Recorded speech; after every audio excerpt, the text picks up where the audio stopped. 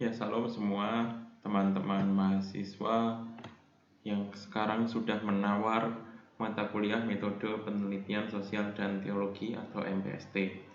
Selama 1 semester ke depan akan bersama dengan saya untuk bersama-sama mengikuti perkuliahan ini. Jadi persiapkan diri dan mental kalian dalam menghadapi perkuliahan ini. Ya, dari judulnya kita bisa melihat bahwa dalam mata kuliah ini kalian akan membahas apa yang namanya penelitian yang kemudian dikaitkan dengan teologi tentunya yang paling utama dan sosial. Memang namanya sih metode penelitian sosial dan teologi, tetapi dalam pembuatan judul kalian nanti semua harus berhubungan dengan nilai-nilai teologis ataupun nilai-nilai kekristenan. Sebenarnya ini untuk apa sih mata kuliah ini? Mata kuliah ini akan menolong Anda dalam pembuatan proposal, mengerti garis besar tentang penelitian, dan pada akhirnya akan menolong untuk mempertanggungjawabkan semua ilmu Anda dalam skripsi. Jadi silakan dicermati dengan baik mata kuliah ini. Perkenalkan dulu, nama saya Daniel Fajar Panuntun. Saya nanti sudah memberikan outline dan RPS-nya, ada nomornya di situ. Silakan hubungi saya lewat WhatsApp, terutama lebih baik melalui WhatsApp grup. Kalau ingin bertemu, ada masalah yang urgent untuk dibicarakan, bisa ditemui sementara di kantor Pasca Sarjana ataupun di kantor Kepemimpinan Kristen. Semua data terkait nomor dan yang lainnya ada di outline, silahkan dilihat, bisa di-save dan kita juga bisa kontak-kontakan melalui WhatsApp group. Kita akan membahas untuk yang pertama dalam pertemuan pertama ini mengenai outline kuliah kita selama 1 semester. Nah, capaian pembelajaran bisa dibaca melalui outline, tetapi secara singkatnya seperti ini. Apa sih tujuan kuliah ini selama 1 semester? Tujuannya tidak terlalu rumit, cuma satu, mahasiswa mampu menyusun proposal penelitian. Meskipun hanya satu ini, pada akhir semester biasanya pada mengeluh tugasnya saking susahnya. Tetapi saya percaya ini bukan masalah susah atau tidaknya, tetapi ini bisa menantang kalian untuk mengerjakan sesuatu lebih baik. Saya ulangi, mahasiswa mampu menyusun proposal penelitian sesuai dengan prinsip penelitian teologis dan sosial dalam menyelesaikan fokus permasalahan di ranah teologi, baik dalam konteks Toraja maupun konteks yang lebih luas, dengan sistematika yang runtut melalui pendekatan penelitian kualitatif ataupun kuantitatif ke dalam proposal penelitian 18-20 halaman. Jangan terlalu banyak, juga jangan terlalu sedikit. 18-20, ya mungkin 25 sudah cukup ideal untuk sebuah proposal atau 30. Nah, itu yang nanti akan kalian kerjakan dengan sungguh-sungguh. Meskipun hanya menyusun proposal, tapi ini akan memeras semua teori yang Anda sudah pelajari. Anda harus peka terhadap masalah yang ada di sekitar untuk diangkat, dan akan juga teruji bagaimana literasi kalian. Apakah selama ini kalian suka membaca atau tidak, suka menulis atau tidak. Mungkin banyak yang suka membaca tapi susah dalam menulis, ataupun kebalikannya, ataupun memang susah keduanya. Kadang apa yang kita tulis, kita baca sendiri, kita juga nggak ngerti saya ini apa sih yang saya tulis. Nah, di sini Anda akan diuji tentang masalah itu. Kalau sampai tulisannya belum jelas, berarti akan ada masalah di proposal penelitian kalian nantinya. Nah, itu mengenai tujuan akhir dari kuliah ini. Dan sebelum masuk di materi yang pertama, kita akan membahas dulu peraturan yang akan kita sepakati bersama dalam kuliah 1 semester ini. Yang pertama adalah kuliah mengikuti jadwal dan pengaturan dari kampus. Baik di kelas E, F, G, H, kita sudah dijadwalkan di hari Senin, ya kita ikuti jadwal tersebut. Kita juga mengikuti pengaturan dari kampus. Kalau bertanya, Pak, apakah mungkin kuliahnya akan tatap muka, sementara kampus menginstruksikan untuk tatap muka secara online? Ya sudah, kita ikuti saja dulu. Dan apapun yang terjadi dalam dinamika perkuliahan ini, kita mengikuti jadwal yang ada. Nah, saya pun juga harus meminta pengertian dari kalian ketika nanti saya memindahkan jam oleh karena ada tugas dari kampus seperti supervisi atau yang lainnya. Semoga kalian bisa mengerti dan kita bisa pindahkan jam mata kuliah tersebut dengan baik. Tetapi saya berusaha kalau tidak ada penugasan dari kampus, kita kuliah tetap pada jadwal tersebut. Demikian juga dari teman-teman mahasiswa, kalau sudah ada jadwal tersebut, usahakan jangan mengambil pelayanan, jangan mengambil hal-hal yang lain, tetapi fokus untuk mengikuti perkuliahan. Ini peraturan yang pertama dari perkuliahan kita. Kemudian tugas kuliah dikumpulkan sesuai dengan deadline waktu. Jadi kalau nanti terlambat mengumpulkan kuliah dengan berbagai alasan yang ya dalam hati sangat miris mungkin, tetap akan menerima ganjarannya. Tugas mungkin diterima, tetapi pengurangan poin tetap terlaksana. Kalau tugas juga sampai 80 hari baru dikirim, nah itu mungkin jadi 0 ya nanti nilainya. Jadi tolong diperhatikan dalam mengirim tugas. Kita nanti akan memakai platform Google Classroom. Jangan lupa ketika Anda mengirim tugas, klik submit atau bahasa Indonesia serahkan tugas, supaya nanti terbaca di akun saya dan saya bisa membacanya untuk mengkoreksi tugas kalian. Nah, kemudian juga usahakan jangan menego-nego tugasnya, Pak tolong ya diundur dan seterusnya. Kalau bisa kumpulkan tepat waktu. Dan kemudian kalau Anda ada urusan secara pribadi, tidak bisa datang pertemuan secara tatap muka, boleh kok izin secara pribadi atau izin dalam grup. Lebih baik izin sehingga saya mengerti kenapa Anda tidak masuk. Presensi akan diberikan secara online dan presensi tersebut harus diisi. Nah, saya juga mengirimkan catatan atau draft catatan setiap perkuliahan yang saya harap kalian melalui draft catatan itu menjawab semua pertanyaan yang ada, kemudian menuliskannya baik dalam tulisan tangan atau komputer terserah. Jadi ketika saya menyampaikan materi, kalian bisa menjawab semua draft catatan yang saya berikan dari YouTube seperti ini. Anda bisa mencatat baik dari peraturan, tujuan, dan yang lainnya, silahkan dicatat. Dan itu nanti yang akan jadi bukti presensi, diupload di absen. Jadi tentunya setiap catatan masing-masing pribadi berbeda. Masih bisa juga tipu-tipu, mungkin Anda tidak masuk kuliah tapi isi presensi pinjam catatan teman bisa. Tapi coba baca dengan sesama presensinya, bahwa di situ saya bersaksi bahwa saya masuk kuliah tidak tipu-tipu, tidak membohongi dosen, dan sungguh-sungguh mengikuti perkuliahan secara online. Kalaupun nanti tipu-tipu dan yang lainnya, ya siap saja menerima ganjaran dari Tuhan. Kemudian selanjutnya, peraturan yang selanjutnya ini kontekstual dan menyesuaikan kalian ya.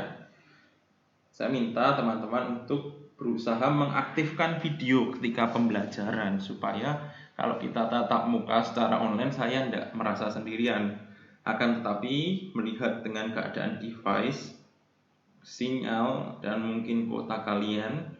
Kalau bisa usahakan aktifkan video. Kalau memang tidak bisa ya sudah Pak, saya terkendala sinyal. Pak, kuota saya tipis. Kuota yang tipis tapi malah sering main TikTok. Itu bikin gemas kami para dosen sebenarnya. Tapi tidak apa-apa. Saya berharap sih kalian bisa mengaktifkan video ketika pembelajaran bersama saya, sehingga saya ngerti nih, kalian benar-benar ada di depan layar memperhatikan setiap penjelasan yang saya berikan. Nah, itu sekitar 4 atau 5 peraturan yang saya berikan, ya 4 ya. Saya kira itu adalah hukum Taurat yang akan kita taati selama 1 semester. Kita bekerja sama dengan baik sehingga ilmu bisa tersampaikan, dan kemudian ada juga feedback bagi saya untuk meningkatkan semua pembelajaran seperti itu. Dan kita akan masuk tentang pembahasan apa itu metode penelitian sosial dan teologi. Kalau dalam penjelasan saya ini terlalu cepat, seperti tadi menerangkan penjelasan terlalu cepat, karena ini pakai YouTube, Anda bisa pause ya, pause catat seperti itu, di pause dulu kemudian dicatat. Nah, kembali ke sini, apa itu metode penelitian sosial dan teologi? Ya, gambaran umumnya adalah melalui mata kuliah ini akan menolong mahasiswa untuk menyiapkan diri menyusun proposal penelitian. Mahasiswa dituntun untuk mengambil spesialisasi ilmu berdasarkan apa yang telah dipelajari selama perkuliahan, mengangkat masalah yang terjadi secara dinamika sosial, dan menyelesaikan secara sistematis melalui penelitian. Jadi gambaran penelitian sosial dan teologi ya seperti ini. Anda harus punya satu teori yang kuat dalam bidang teologis, melihat masalah yang ada terjadi di sekitar Anda di ranah sosial, kemudian menyelesaikannya dalam penelitian, yaitu menyelesaikan masalah melalui sistematika yang runtut. Nah, ini yang akan kita pelajari selama 1 semester nanti. Metode penelitian sosial dan teologi. Well, mungkin Anda dalam hati bertanya-tanya, kenapa Pak? Kok di pendidikan tinggi itu harus membuat skripsi seperti itu? Nah, ada perbedaan ketika di pendidikan tinggi dan pendidikan dasar. Ketika Anda di pendidikan dasar, SD, SMP, SMA, maka tesnya bersifat sumatif yang bersifat seperti ujian nasional dan lainnya. Semua yang Anda dapatkan selama beberapa tahun akan diuji sedemikian rupa sehingga apakah Anda bisa mempertanggungjawabkan ilmu Anda itu atau tidak. Tetapi dalam pendidikan tinggi diujinya adalah dalam bentuk penelitian. Supaya apa? Supaya ditahu bahwa semua ilmu yang Anda sudah dapatkan, Anda benar-benar menguasainya, Anda bisa mengangkat masalah yang ada, dan kira-kira bisa nggak sih dengan ilmu yang Anda miliki itu menyelesaikan masalahnya dengan sistematis, yaitu melalui penelitian. Itu bedanya dari pendidikan tinggi. Oleh karena itu, kenapa di S1 harus ada skripsi, di diploma harus ada tugas akhir, di magister harus ada tesis, dan di doktoral ada disertasi. Tentunya ini yang akan menjadi konsen kita dalam perkuliahan ini, yaitu membuat penelitian atau pra-penelitian, sebutannya adalah proposal penelitian. Dan ngomongin penelitian ini pasti sudah banyak mendengar susah dan berat, tetapi ini adalah sesuatu yang menantang dan menarik untuk didalami dan dikaji secara sungguh-sungguh. Oleh karena itu, saya berharap semua mahasiswa MPST yang mengambil mata kuliah atau menawar mata kuliah yang diampu oleh saya berharap kalian tidak cengeng, terbiasa dengan tugas-tugas yang banyak, terbiasa dengan tugas-tugas secara online, menulis, mensitasi, kemudian ya nanti dirasakan sendiri tugasnya, dan kemudian juga siap-siap untuk memutar pikiran supaya benar-benar ngerti teori nanti yang akan saya pakai, masalah yang saya angkat, dan seterusnya. Dan saya berharap supaya sungguh-sungguh dan kalian nanti bisa lolos verifikasi judul, lolos proposal, hingga bisa mengerjakan skripsi dengan baik. Nah, ini adalah peta konsep perkuliahan kita. Tentu pasti akan ngomongin tentang apa itu penelitian teologi dan sosial bagian ini. Dan kemudian akan juga membahas tentang masalah penelitian di teologi ya, bukan di PAK. Kemudian dua pendekatan ini, kualitatif dan kuantitatif. Kemudian hal-hal yang kita kerjakan dalam penelitian terdiri atas pengumpulan data, kemudian kita melihat data-datanya juga, kemudian melakukan analisis data hingga sampai menyusun proposal. Nah, kemudian hal-hal apa saja yang perlu saya siapkan dalam mengikuti perkuliahan MPST? Apa ya kira-kira hal-hal yang perlu saya persiapkan dalam mengikuti mata kuliah ini? Ya, ini nanti juga akan mendorong dan memicu Anda untuk terus memperbaiki diri. Yang pertama adalah ini. 1. Menguasai teori, teologi, dan sosial. Jadi, semua mata kuliah yang sudah Anda dapatkan selama 6 semester ini jangan dilupa begitu saja. Anda harus memilih 1, 3, atau sampai 5 mata kuliah yang benar-benar Anda sukai. Untuk apa?